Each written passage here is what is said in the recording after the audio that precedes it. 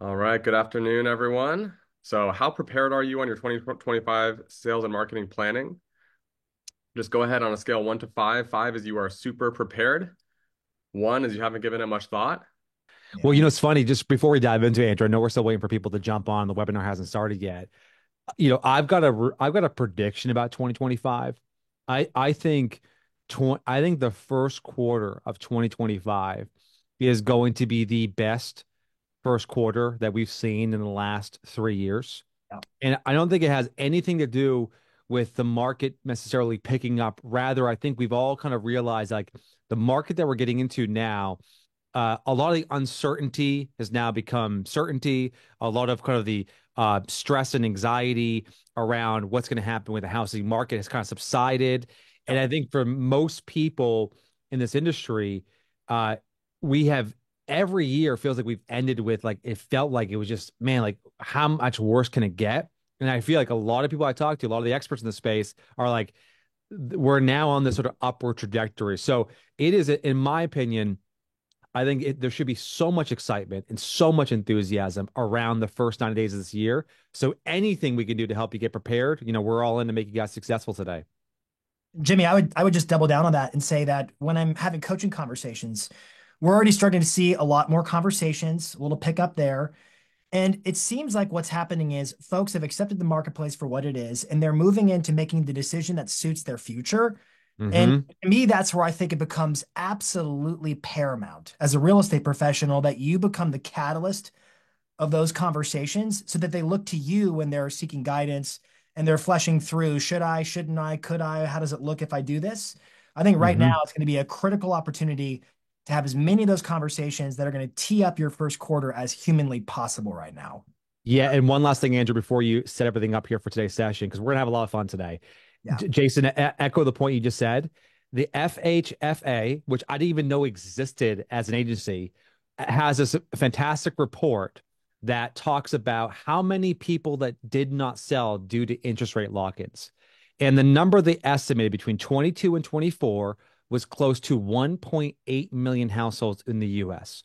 So I think even if interest rates come down a little bit and they start flirting with six, maybe high fives again, as we all are kind of hoping and praying for, I think what we're going to see is yes, buyers will come back on the sidelines, but there's a whole wave of these sort of purgatory sellers who are now going to say, you know what, it's time for us to Move actually on. move on. Exactly. So on that note, Andrew, we'll pass the mic back to you. Let's set this thing up, man. Yeah, absolutely. And just to echo what you said, I mean, there's a lot of pent-up demand and a pent-up supply. So, if you can stay top of mind as things begin to shift, you're going to be well positioned. So, yeah, let's kick things off. We still have people flowing in, but we have a packed house already. And I'm so grateful to have my friends Jimmy and Jason on this call. Want to just do a quick round of introductions. And Jason, why don't we start with you? Yeah. Yeah, of course. My name is Jason Pantana. I am a business coach and speaker with Tom Ferry. I've been working with Tom Ferry. We're the number one coaching company for the last 10 years in a row. We work with about 10,000 coaching members across North America, worldwide. And I lead up the event Marketing Edge. And my forte, my focus is on what is the marketing mix that's going to move your business forward look like. And so I'm hoping to be able to give a lot of insight there as to what's working within our ecosystem of coaching clients that you could, our term is R&D. So rip off and duplicate to put into effect for your business to scale it, because this is absolutely the best time, Andrew, to have this webinar. As folks are preparing, I loved the opening question about where are you at in terms of a 1 to 5 scale, getting Hmm. ready for 2025. I love what Jimmy said. 2025 is going to kick off strong. So right now it's optimal timing to be getting your ducks in a row and hearing what are other agents already doing that's already showing great signs and great fruits that you can rip off and duplicate. Love it. And how about you, Jimmy? Well, first off, Jason's being modest. Jason is I think, leading the industry forward with AI. I mean, he has really helped our industry embrace what I think is the largest technological revolution in our lifetimes by a mile. And so, I think that's one thing that our industry deserves a incredible debt of gratitude to Jason because he has been just toiling over all the intricacies of AI and how to leverage it for your business. And we have a couple things to talk about AI related, which will be fun Yeah. today. Yeah. So for those of you who don't know me, my name is Jimmy Mackin. I'm in the business of making the phone ring. Many of you probably know me from my days where I co-founded the company Curator, which I recently just sold my stake in. or the company Listing Leads that I launched with Jason and Tom Ferry now about 6 months ago, which is the fastest growing marketing membership in real estate history. Everything I do, whether it's follow me on Instagram or subscribe to my email list, or if you get a chance to connect with me in person, I'm in the business of helping agents get more customers. And so today's session, I think we'll be able to share some of the insights and learnings that I've had recently and some of my favorite campaigns that everyone here can put into place to drive some more conversations and get more appointments and get more customers. Because at the end of the day, Andrew, that's all that we want to do is make sure we have healthy, growing businesses. All right, awesome. And for those of you who don't know me, my name is Andrew Flackner. I'm the co-founder and president of Real Scout. I know many of you are already Real Scout customers, but if you aren't familiar, we are a product that takes your database of stale leads. We call it a dead-a-base because it has a lot of dead and stale leads in it. And we reactivate them. We resurrect them. We bring them back from the dead. We get them to engage with you. And that product pairs really well with the tactics and strategies that you're going to hear from Jimmy and Jason today. So I'll keep my part short, and I'll talk a little bit about the research that we recently published in just a few slides. But just to set up the conversation today, you have 50 days to set your strategy for 2025. In fact, I'd argue you have fewer days than 50 because we have weekends and hopefully you're going to take some time off for the holidays. But you're probably asking yourself a lot of questions right now, right? Like which relationships should you be focusing on in terms of clients, in terms of industry peers, et cetera? What technology should you be investing in? In fact, what strategies and tactics from 2024 are you going to be leaving behind as you look ahead in the new year? And I wanted to open with a quote from a friend of mine. His name is Suhail Doshi. He founded a company called Mixpanel. It's a billion-dollar tech company in Silicon Valley. And he said this quote to me, and I never got it out of my head. And it's this: most of the world will make decisions by either guessing or using their gut. They will either be lucky or they will be wrong. And I want to make sure today that you walk away with some data to base your decisions on when it comes to 2025 planning, as opposed to relying on instinct. Even if that instinct is informed by years of experience, certainly right now is the time to, take a peek outside of your own universe, take a peek out of your team or your real estate business to see what others are doing. And you may have heard of the Teams report. This is a 50-page research report that Real Scout published alongside Tom Ferry and T360 recently. The nice thing about the Teams report is that it is based off of survey data. And this survey data was solicited by the who's who of real estate, whether it's large brokerages like EXP, Side, LPT, Real, whether it's big tech companies like Follow Up Boss or Realtor.com or 1000 Watt, et cetera. And the reason I bring this up is because this is not a 10-person mastermind. This is not a peer-to-peer conversation. The data from this report represents hundreds and hundreds of team leaders. Now, the important thing to keep in mind here is that a lot of the insights are not just relevant to team leads. They're just relevant to anyone who runs a real estate business. And so I want to kick off today's session, unless Jimmy and Jason have anything to throw in at the top, talking about lead source and nurture. And then I'm going to pass it on to them to share some insights.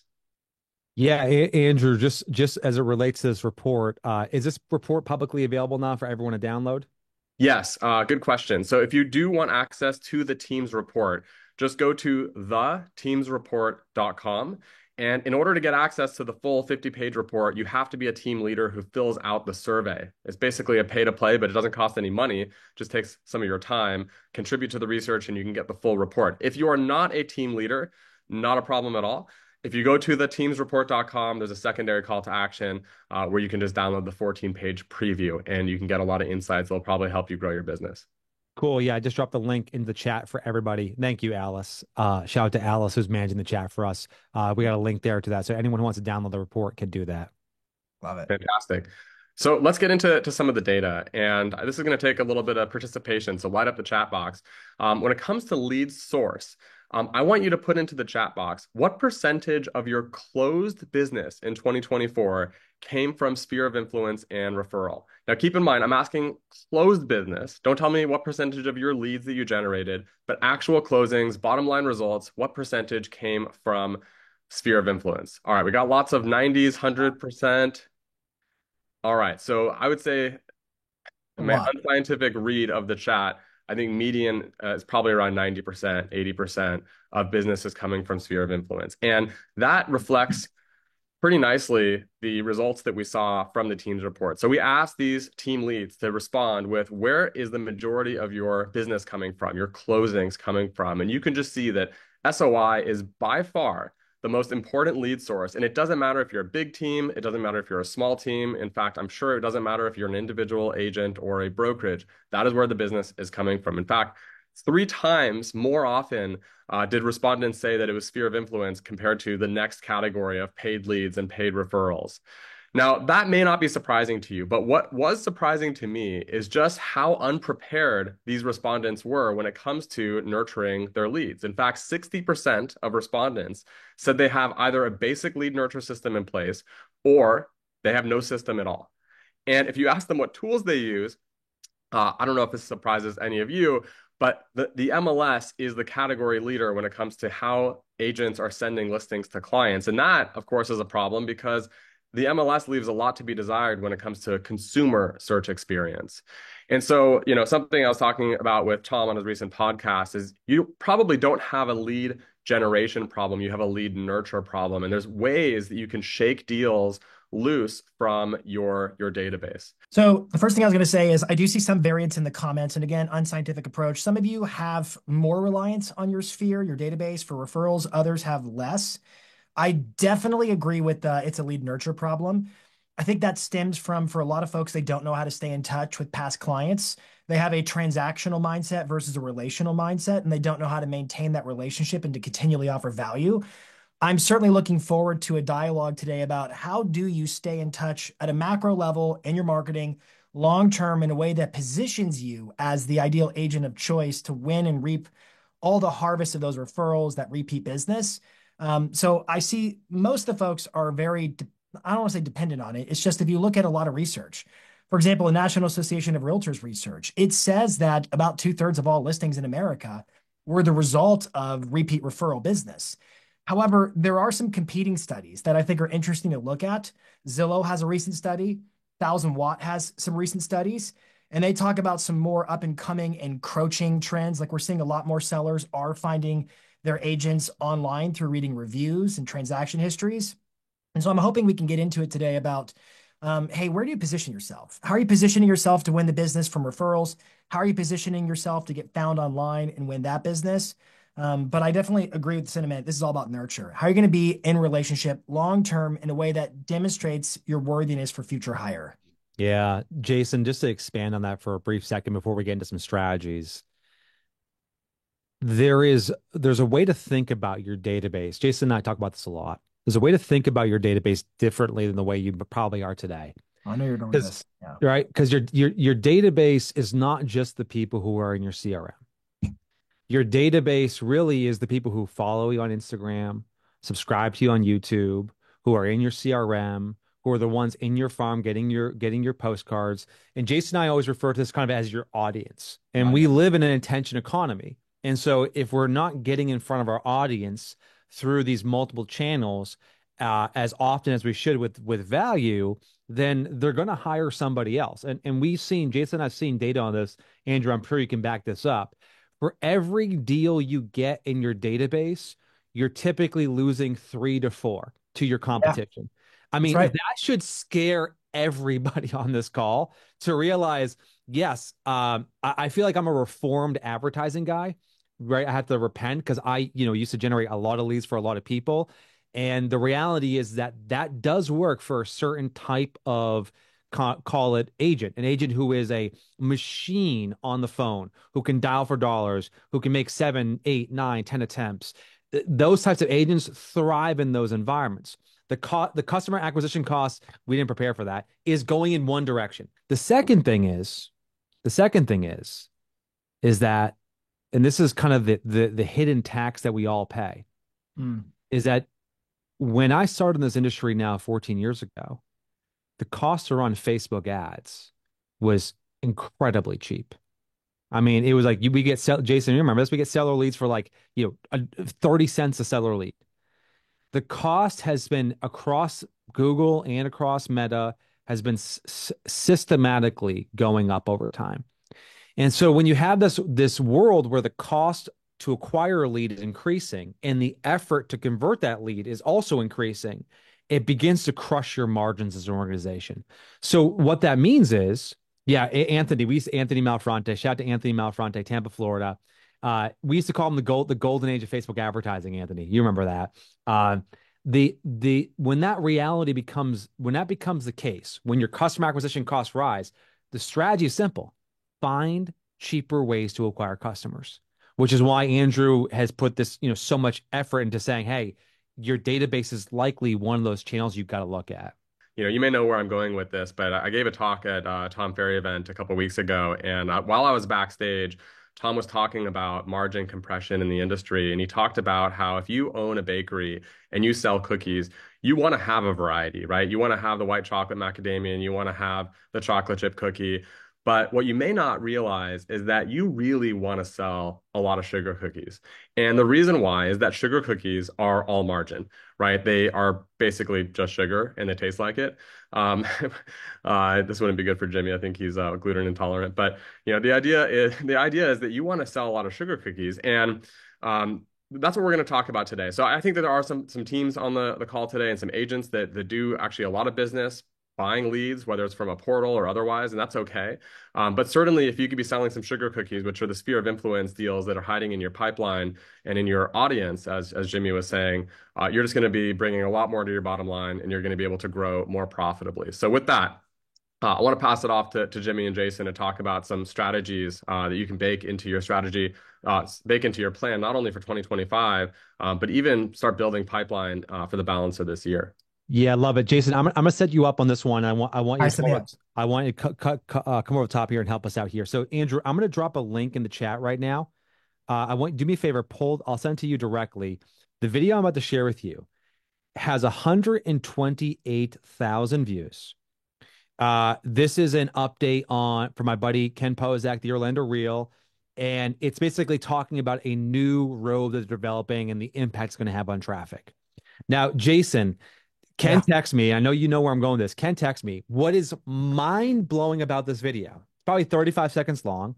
I mean, massively successful for him. He did not actually record the audio. In fact, AI did. And this to me is we are on the precipice right now. If you say, okay, the goal of content marketing is to produce high quality content, you are always going to be the bottleneck.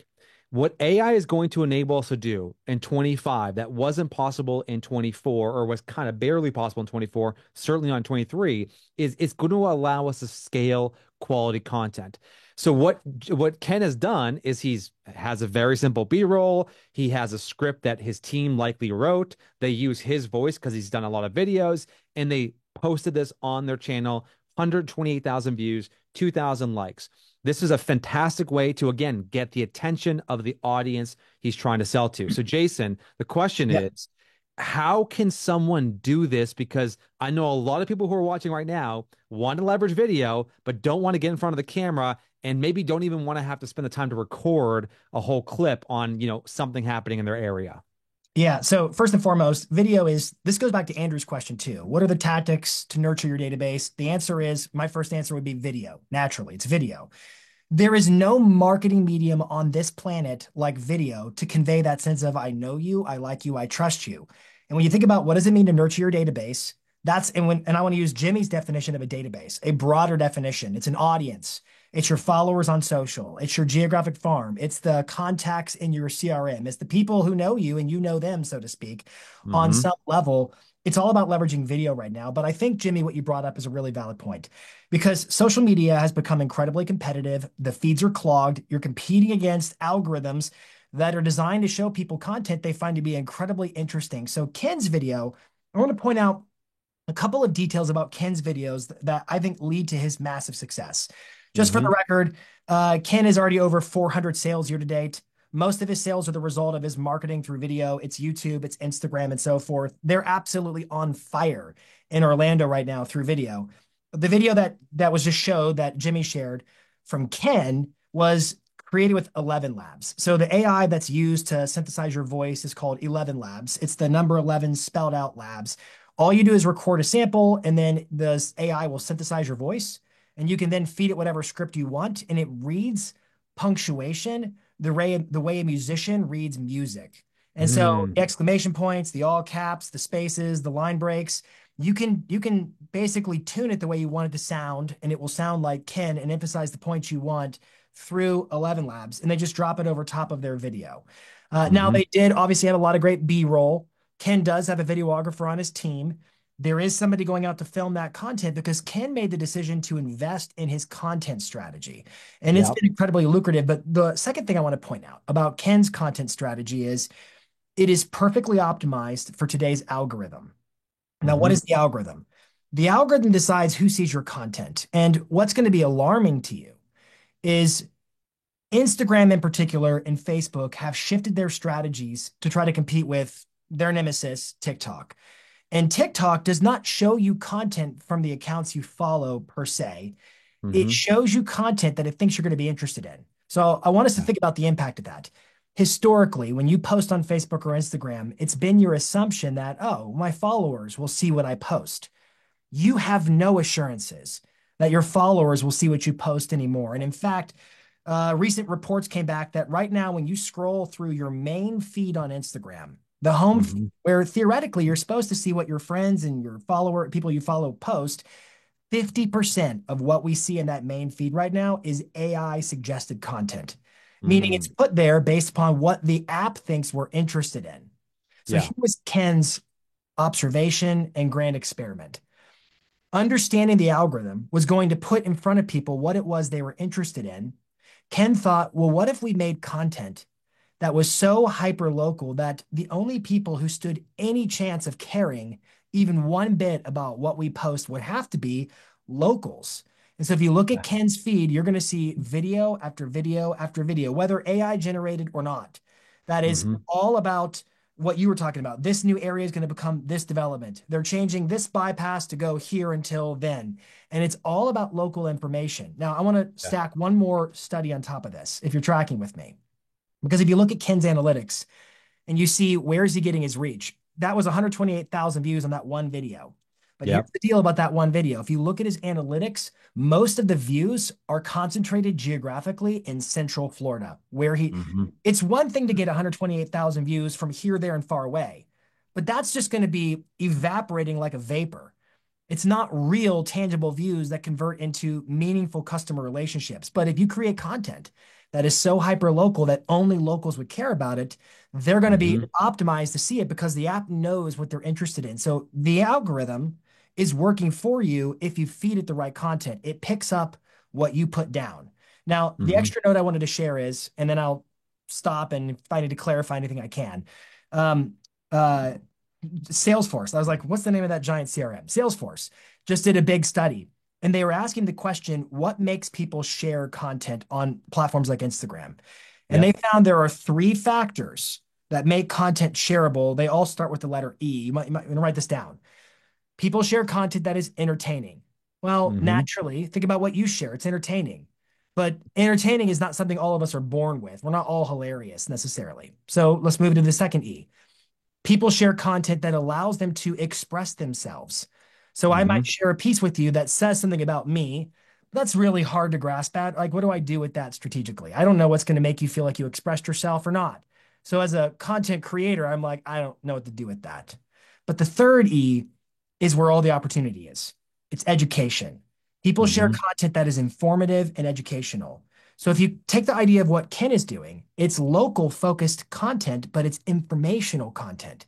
It's Yeah. then what happens is people share it with their friends and neighbors who also live locally because they're the only people who care about it. And so every signal that Instagram gets from Ken is just telling the algorithm, show this content to more locals. And so I think in Yeah. 2025, what I would do is one, embrace video. Two, I would understand how to optimize for today's algorithms. How do I do that? You make the content people are interested in. I call it you supply the demand. What do they demand? What are they interested in knowing about? You supply it in your videos. What is it they want to know about? Educational local topics. Educational local topics are optimized for the algorithm. And then I think you've got to leverage AI. I heard Yeah. an expression on a podcast this morning, AI or die. Seth Godin, who is one of my favorite marketing I authors feel like you have a time. T-shirt that says that, Jason. I like that AI or die. It's a little Yes. aggressive. I mean, I was like, oh, okay, that's feels a little Skynet-ish to me. But whatever. Um, the Seth Godin was on this podcast and he made a comment where he said that AI is the biggest change since electricity, even Hmm. bigger than the internet. And he says if you're not spending at least 30 minutes with it every day, you're going to fall behind. When Yeah. he speaks like that, those are really big claims. But the Yeah. truth is, AI is a great multiplier. And so if you're looking at creators like Ken, how are they leveraging AI? I think some of the apps, and we can maybe dig in this later if you feel like it's appropriate, Andrew, that are going to scale your content creation. One is 11 Labs. 11 Labs is probably the best AI tool for AI voice synthesis. Another tool I would definitely look at is called Captions AI.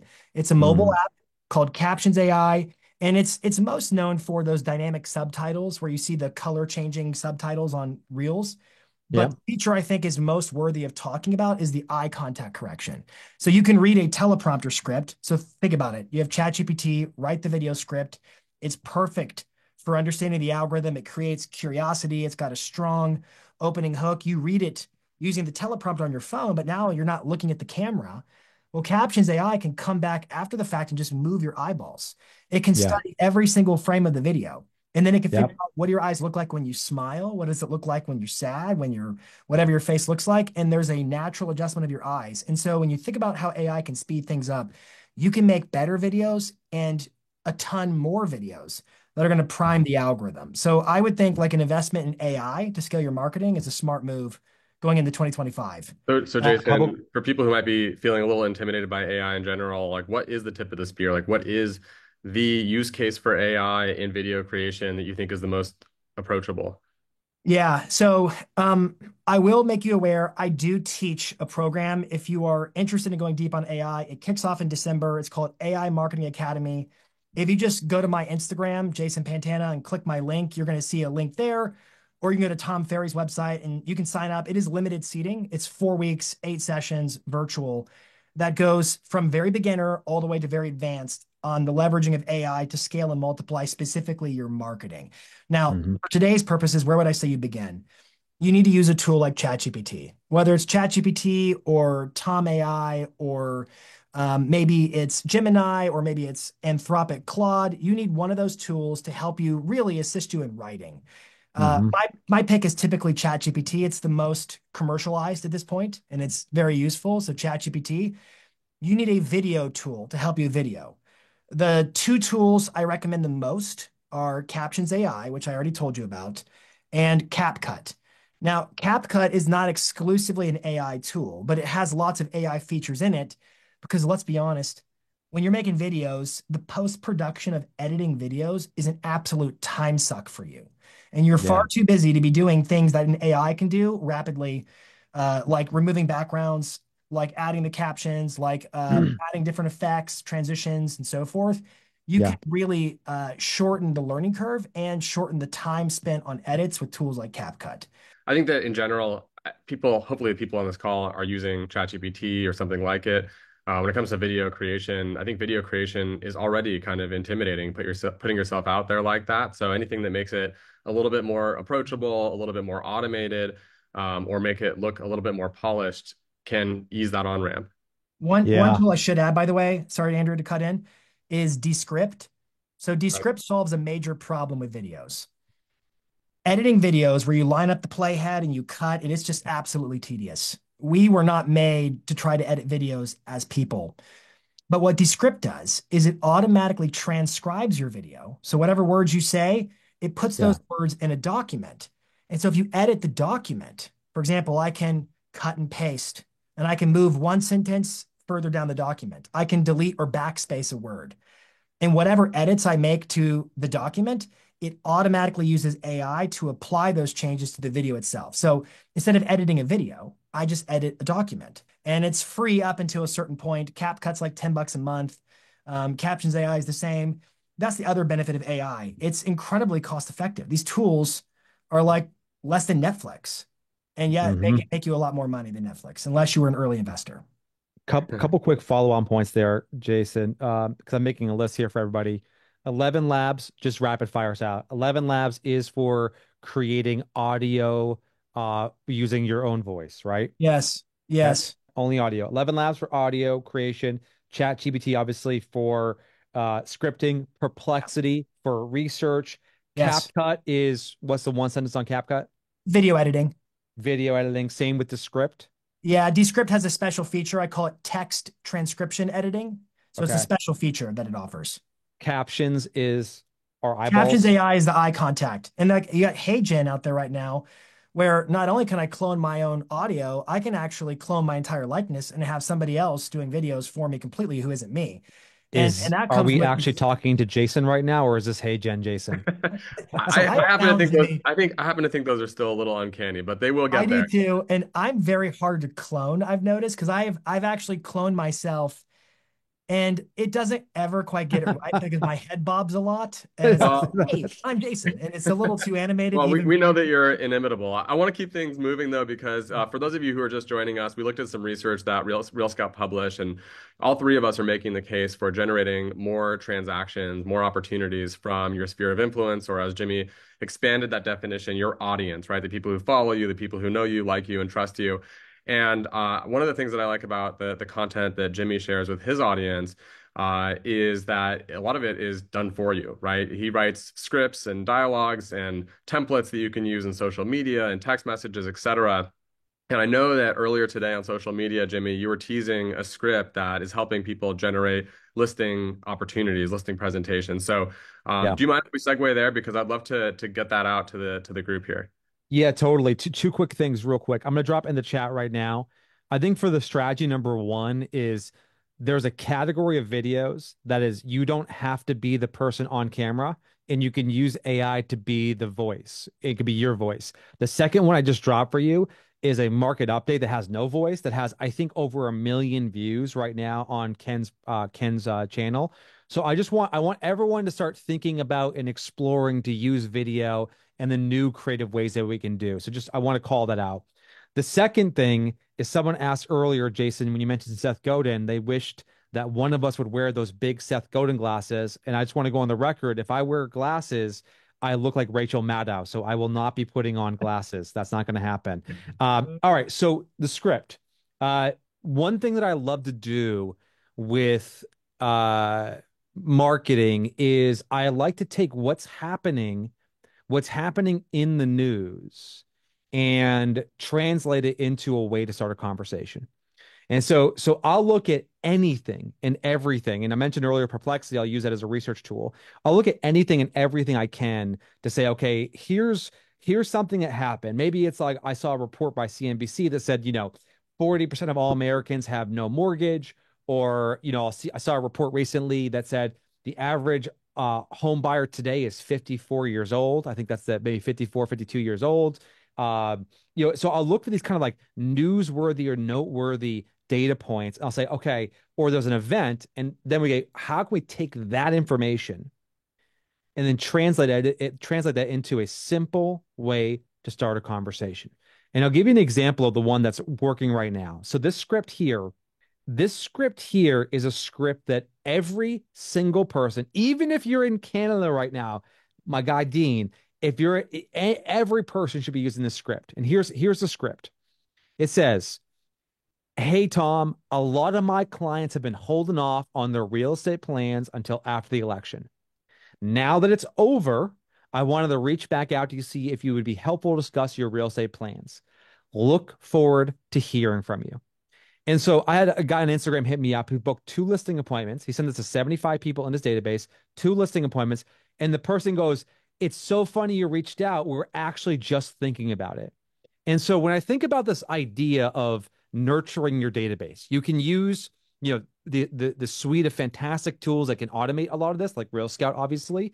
But you also should be doing the ground game, which is the one-to-one messaging.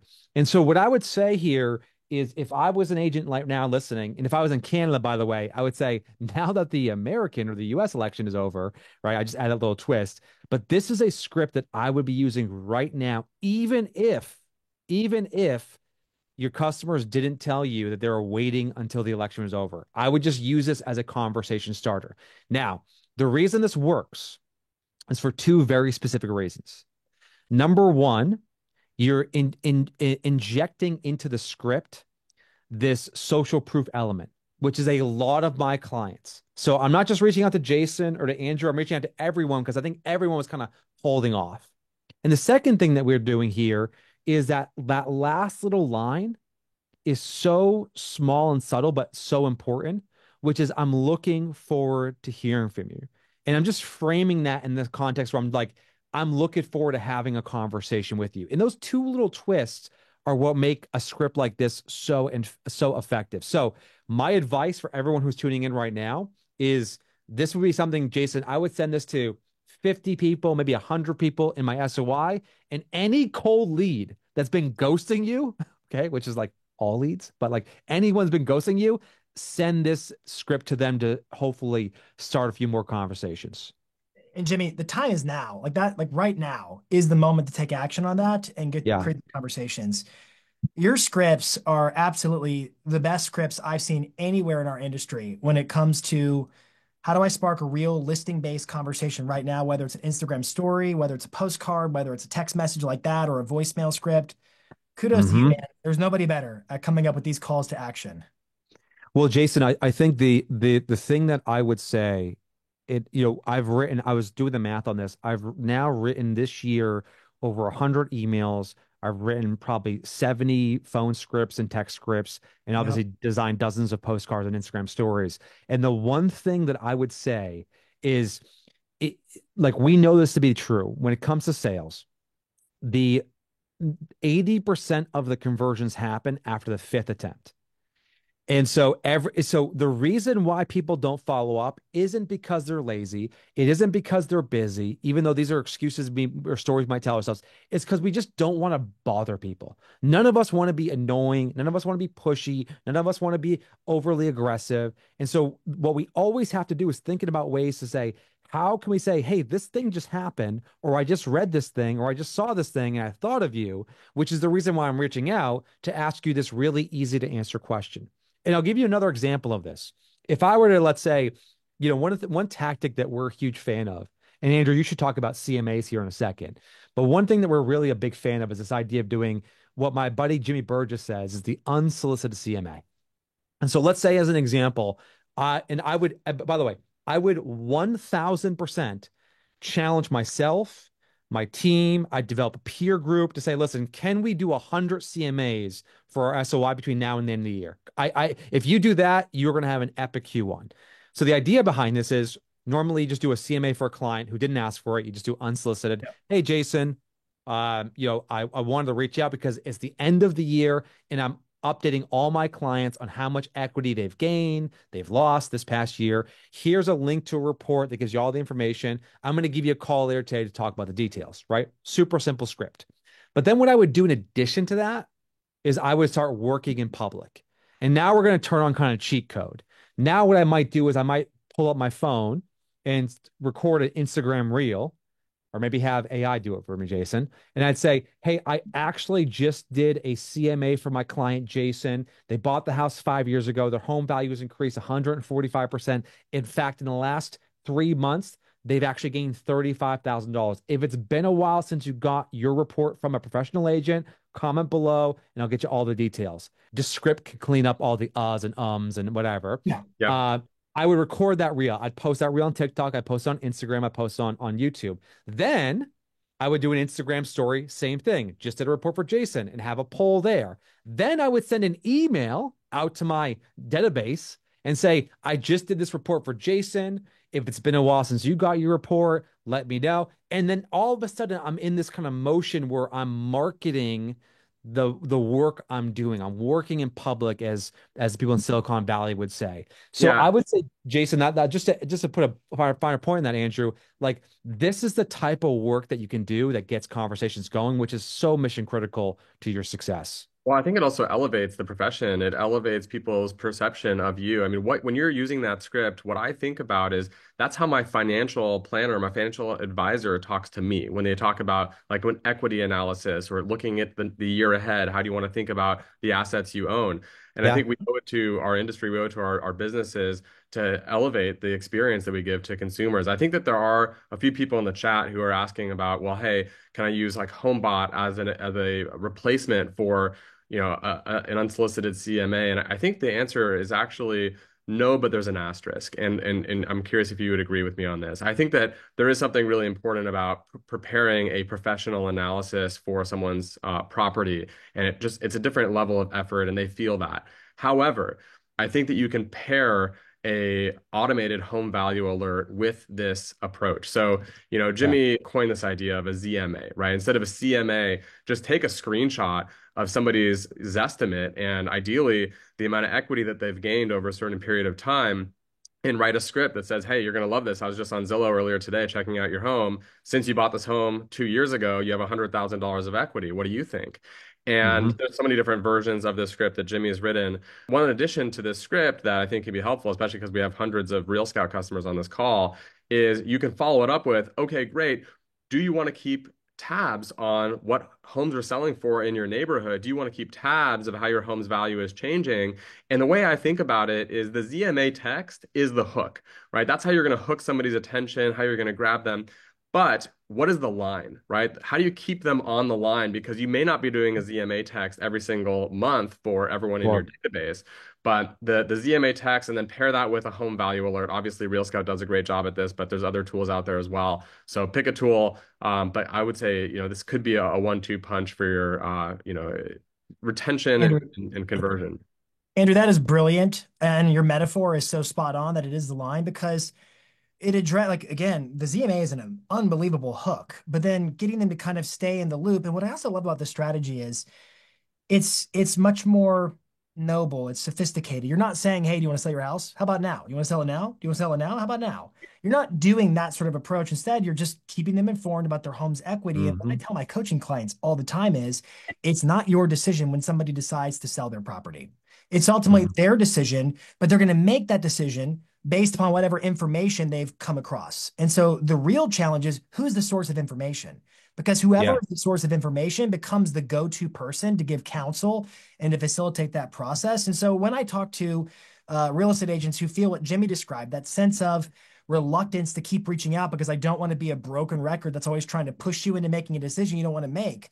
The truth is, they want to make the decision themselves with the right information. And if you changed your head talk and said, hey, it's my responsibility to keep you informed about what's happening in the marketplace so that you can make an informed choice based upon the time Hmm. and circumstances that work for you and your lifestyle goals, that's the entire end game. And I don't want to be too long-winded about this. So there's a book called $100 Million Leads by Alex Hormozy.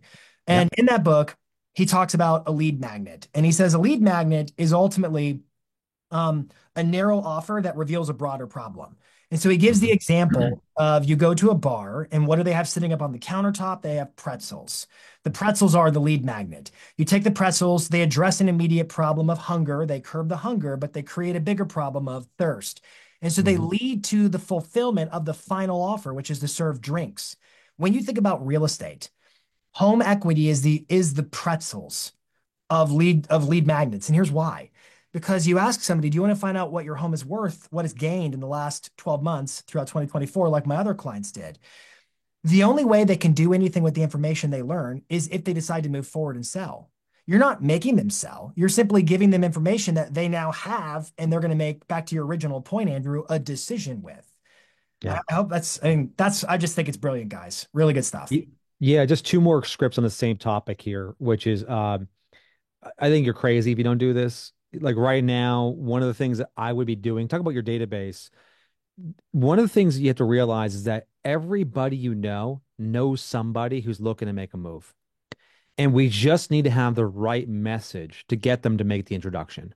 Mm. And unfortunately, in real estate, I think this whole like, how do you get referrals has become so complicated or so cheesy that none of us want to do it. And I'm not calling out any coach or anyone's language. Like, I just think it's the way in which we ask for referrals, it just can be completely reimagined.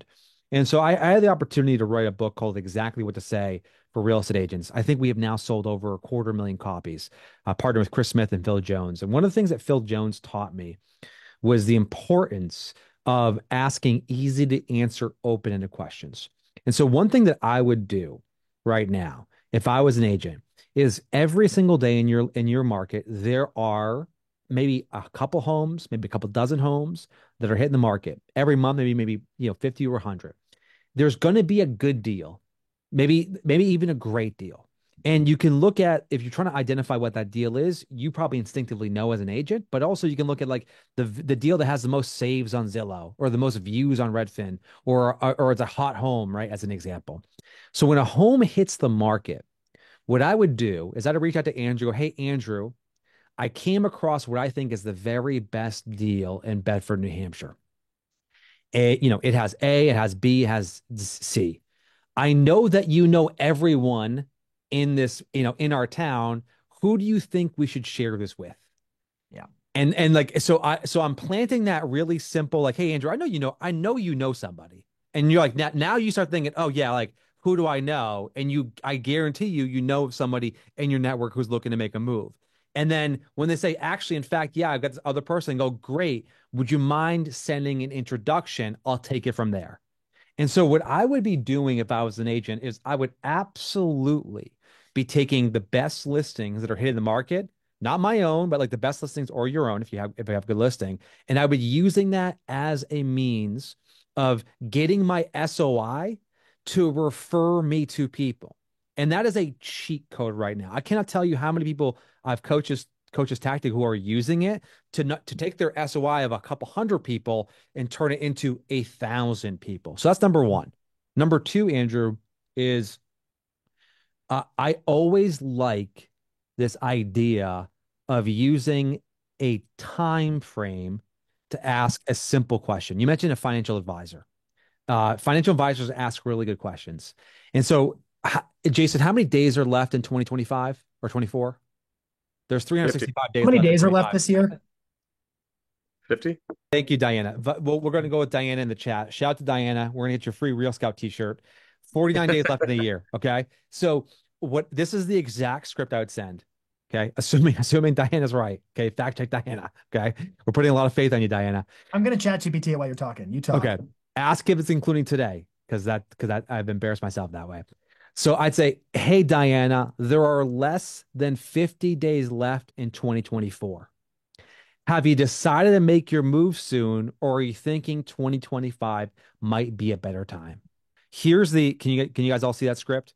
Yeah. Mhm. There are less than 50 days left in 2024. Have you decided to make your move soon, or are you thinking 2025 might be a better time? There is no wrong answer to this question. Now, if they say, actually, I'm in my forever home, great. What's the thing that's worse than a no is a maybe. So we're getting some definitive answers.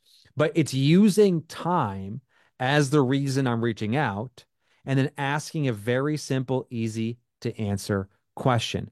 So those are just right off the cuff here, Andrew. Three scripts I would be using the home value angle that we talked about. I would be using the deal of the week strategy as a way to get referrals. And then I'd be using time as a means of measuring whether someone was looking to make a move. Yeah, Jimmy, and I I got to just tell want you. Sorry, Andrew, go ahead, man.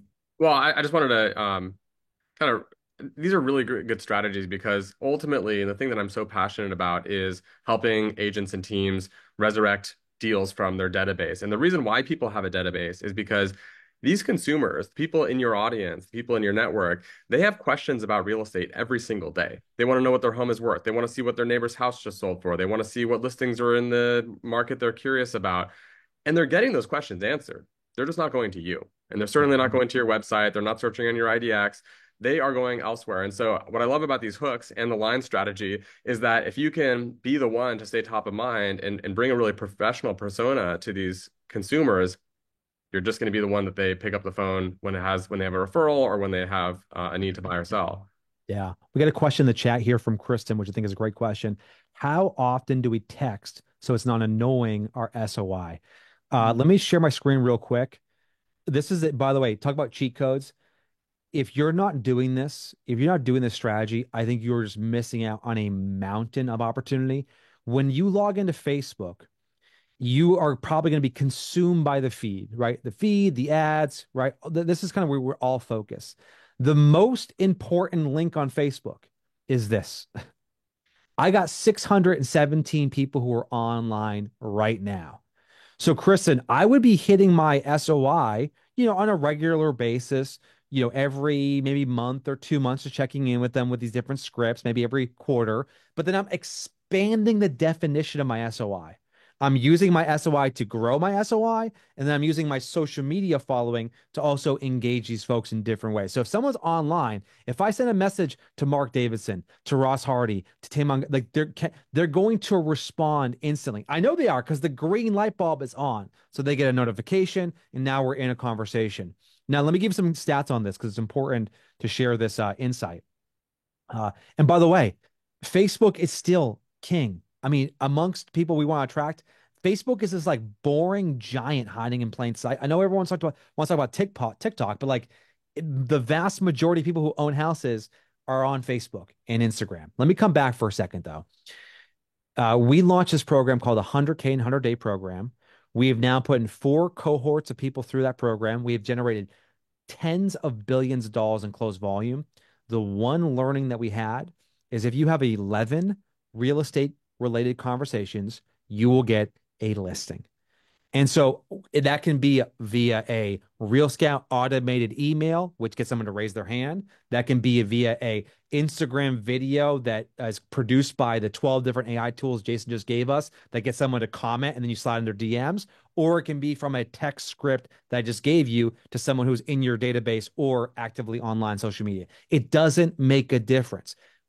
Focus on having conversations. That leads to appointments. That leads to customers. Specifically, 11 conversations equals a customer. Not, hey, Jason, just checking in. No, it's talking about their real estate needs. Andrew, I know we got a ton of questions people ask about scripts here. We'll come back to that in a second. Go ahead, Andrew. Yeah, no, I just wanted to, I mean, we have a few minutes left in this block, and I'm sure we're going to have a lot of demand for a follow-up on this. Um, any final takeaways, either from Jimmy or from Jason? Jimmy, what I love about first, I want to go back to the DOW, the deal of the week script. I love that you're giving something before asking for something. I think that's a really, really great principle in life to give before you ask. I also think in general, what I would encourage everyone to think about right now is why are you waiting to have these conversations with your prospective customers? I think all of you could likely fill this chat with what are the questions buyers and sellers often ask you? And I would say to you, what if instead of waiting to be asked those questions, you use those as reasons to make a video that answers that question? Because if it's a question for one buyer or for one seller, everybody else has the same question. And you could spark so many dialogues if you just simply tried to answer their questions that come up commonly in your video and your content to move the needle forward. And I have one more thing I was going to add. Jimmy, you brought up Facebook, and I think that was really smart. There's likely a lot of you who are going to wrestle with this. Can I really text this person? I haven't talked to them in years. And you're going to feel that little twinge of, I don't know if this is out of bounds or not. And what I would encourage you to think about is, depending upon your level of comfort, there are more or less personal channels. So for example, I often ask an audience when I'm doing an event, what's more personal, commenting on somebody's post or DMing them? And the answer is DMing is much more personal than commenting. What's more personal? DMing somebody or texting them? Well, texting is much more personal. What's more personal? A video message or call? You can keep doing this. What's more personal? And what you can realize is these are stepping stones into community, into intimacy with your clients. And so I would suggest if there's anybody here who feels like I'm not going to send that text because it's out of bounds for me, then send a DM and see what happens in the DMs and then graduate it to the text message. It's not about the medium, it's about the message. And right now, being that agent who is the catalyst for those conversations is how you're going to win listings. More conversations, the 11 you said, is how you're going to win listings this year. I love that. Final note I was going to say for me is I'm looking at our good friends at Fidelity National Financial, just did a huge survey, and they found that only 1 out of 5 homeowners use the same agent again to sell their house. Only 1 out of 5, despite the fact that 80 to 90% say they would use the same agent again. And some people move out of state or whatever, and that's different, but the vast majority don't. And so I think this conversation is timely to be the agent who reaps the harvest because you're not the only realtor prospective sellers know, but you have to be the one they like and trust the best. Yeah, I love that. Yeah, just to wrap on my side here, Andrew, real quick in the chat, let me know, are you guys a Listing Leads member? In the chat, let me know if you're a Listing Leads member. As a quick thank you, give some feedback. That's awesome. Tons of members. All those yeses. Love that's that. awesome. Just as a quick thank you for being a part of today's session, If you go to listingleads.com slash free trial, I can speak. Listingleads.com slash free trial. I'll drop the link and we can pin it hopefully. Everybody who's not actively a member in Listing Leads will get a free 7-day trial. All the scripts, all the strategies, all the examples that we shared, everything is available for you. So check it out. We'd love to have you part of the community. As you can see, we have probably a couple hundred people who are already part of the community. Yeah, and I just And have to say, like, we've looked through all the Listing Leads content, and not only is it probably the fastest way to get responses from the people in your database, it also pairs really nicely with Real Scout. So I know we have hundreds of Real Scout people, that's customers awesome. today, but with just a small shift in the script, it's very easy for you to have that hook and then keep them on the line. Yeah, yeah. Hey, Well, Jimmy, and is I there think a dash on free dash trial? there is a dash. There is a dash. Thank you, Jason. There is a dash. I've eaten too much chocolate today and drank too much coffee. There is a dash. I forgot the dash. Uh, Listinglead.com slash free dash trial. Very free dash trial. No, the thing I'll end with, Andrew, on that front is you're absolutely right in regards to Real Scout. And Real Scout's Real Scout has had incredible success over the last few years because you guys are solving a really important problem, which is at the end of the day, yes, you want to be emailing, yes, you want to be texting, yes, you want to be posting on social media, but man, it would also be nice to have some system doing it for you too. And Yeah. so having some automation in place is I can't think of any six. I can't think of all the people I know who are successful. I can't think of any of them who aren't heavily leaning on some automation to make their life easier. And you guys are certainly in the category of the best in the business. So, really proud to be a partner of you guys and really Seconded. excited to see what you guys are doing. The last thing I'll say here, guys, is really simple. First up, you enjoyed today's session. Let us know on social media, tag us. Let us know in the comments. We love putting these sessions on, and we know we gave you a last minute notice. I mean, there are, according to Diana and ChatGPT and Jason, 49 days left in the year. I mean, now is the time to be building your pipeline for Q1. And if you take some of the ideas we coached you on today, I mean, you are going to put yourself in a massive position to be successful. So thank you guys for being a part of today's session. We're honored to help shape and share our strategies with you and hopefully helps you grow your businesses. Yeah, thank you, Jamie. And Jason, I wanted to give you an opportunity. What is the best place for people to get access to that AI course? Yeah. So you go to tomferry.com slash AI dash marketing dash academy, or just look me up on Instagram, Jason Pantana, tap my link in bio, and it is the first thing you'll see. It is a limited capacity. So once it fills up, it's done. And then we haven't opened up another one for next year yet. I'm sure we will. It's 4 weeks and it goes from novice to complete rock star. So if your learning curve is steep, I've got you. You're good. It's the biggest innovation of our day and age. Don't fall behind. It starts Yeah. on 12/6. We're going to include all the important links in the show notes below, and we'll send it out to an email to anyone who registered for this webinar. But want to respect everyone's time. Thank you so much for being here. Excited to hear about your results in 2025. And yeah, let's continue the conversation on social.